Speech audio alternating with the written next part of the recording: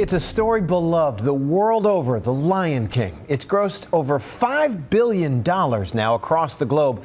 And now the Broadway adaptation that critics and even some insiders even thought wouldn't last 15 minutes is celebrating 15 years of outrageous record-breaking success. In a journey that spanned from Broadway to Brazil and back, ABC's Juju Chang brings us this look inside the making of a phenomenon.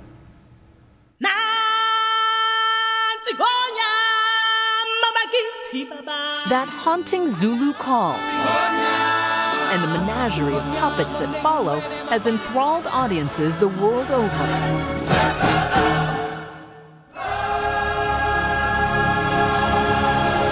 As The Lion King celebrates 15 record-shattering years on the Great White Way, Nightlines invited to pull back the curtain and discover the secrets behind the show's phenomenal success.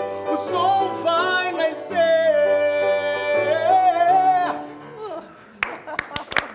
It's the highest-grossing musical of all time, with profit-making runs in nearly 100 cities around the globe.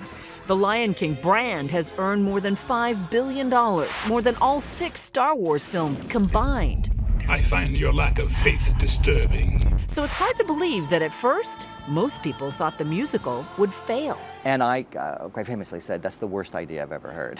Including the show's would-be producer, Thomas Schumacher. The movie is fundamentally cinematic, and there's nothing theatrical about it. We're going to get yelled at. We're going to get yelled at for touching stuff. Unlikely, since Tom's now the head of Disney Theatrical Productions, a division of ABC's parent company. Isn't it beautiful, though? I feel so the light. pride of a lioness. Look at that. During our backstage tour, he reminisces about arguing with his boss, who was hell-bent on making it all work. I said, you gotta be crazy. And he said, just get a great idea. Just get a great idea. And I got a great idea.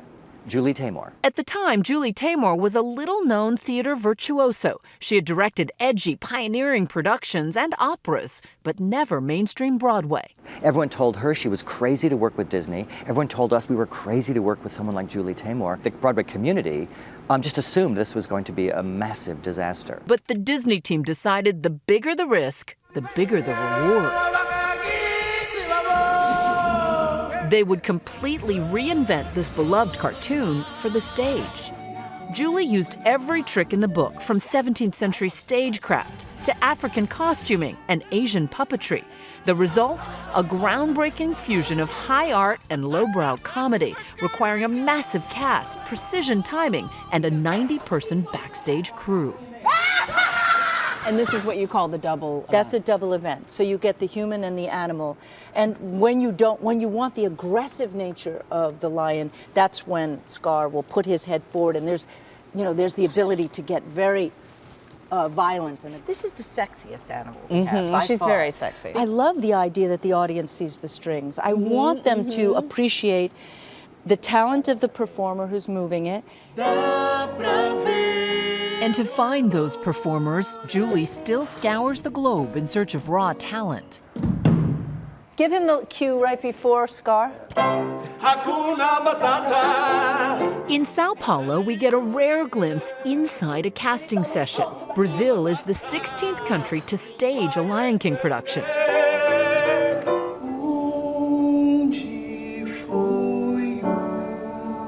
After weeks of callbacks, they finally strike gold. Tiago Barbosa, a 27-year-old plucked from the slums of Rio, brings down the house with Simba's most emotional number.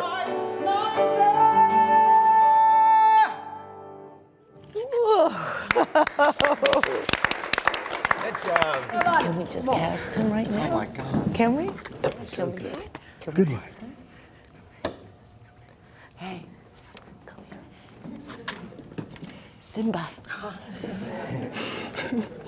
15 years into her journey, there's still magic in a discovery like this. I'm not sure if anybody's ever put it together like that. Not like that? No, in any place. And Julie Taymor is no stranger to magical moments. In 1998, Lion King earned 6 Tony Awards. Julie became the first woman ever to win Best Director. She went on to direct movies, including Frida, and then spent nearly 9 years on another musical, Spider-Man: Turn Off the Dark. but it was riddled with stage accidents, major money issues, and feuding producers. Julie was skewered in the press and pushed out of the production before opening night.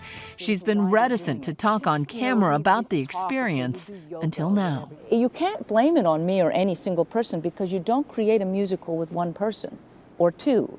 Her famous partners, U2's Bono and The Edge, accused her on Nightline of being too close to the project to see its major flaws. Would you agree with that assessment? No, I wouldn't. It is very hard to create experimental, break ground, try to do something that's never been done when people are going to constantly second guess it. The show that's there is the show that I created over 8 years, minus some of the depth. And after significant retooling, it's a show that's become a huge hit on Broadway. Julie says that's due in part to her early vision. Big risk, big reward. It's the lesson she learned from Lion King. And as the original creators take their curtain call after Sunday's 15th anniversary performance, they know that all the pageantry and elaborate stagecraft would be meaningless were it not for a simple story well told.